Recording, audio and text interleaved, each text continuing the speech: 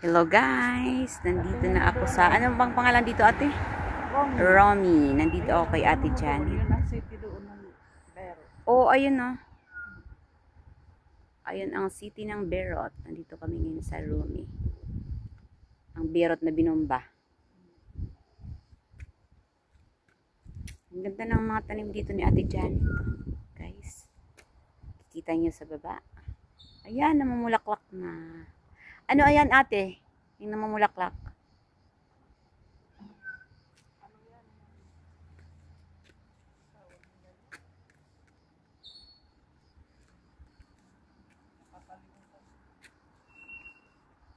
Lemon, peras, kastanyas. Mayroon din dyan peras. Pag namumunga yung peras niya, sobrang dami niyang bunga. Tapos, ayun, lemon. Maraming mga tanim si ate dito. Ayan. Ang ganda, diba? Ganda ng mga tanim, guys. Magandang nature dito. Pure nature. Ayun, ang syudad ng Berot. Ang syudad ng Berot. Pero hindi kayo pwede pumunta dun. Ito lang kami sa mga bundok kasi, guys, alam mo na, delikado ngayon. Kaya, hindi kami pwede lumayo. Lumabas nga kami, pero hindi kami pwede lumayo.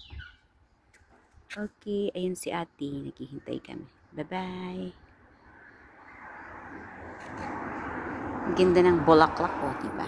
Ganda. Bye-bye guys. Magandang Sunday sa inyong lahat. Ingat-ingat tayong lahat ng mga OFW dito sa Lebanon. Mag-ingat tayong lahat. And don't forget to pray always para sa kaligtasan nating lahat dito sa Lebanon, guys. Mag-ingat-ingat tayo. Maraming salamat. Magandang Sunday morning sa inyong lahat. Bye-bye. Don't forget to like and subscribe my video so that you are updated my next video. Thank you guys. Bye-bye.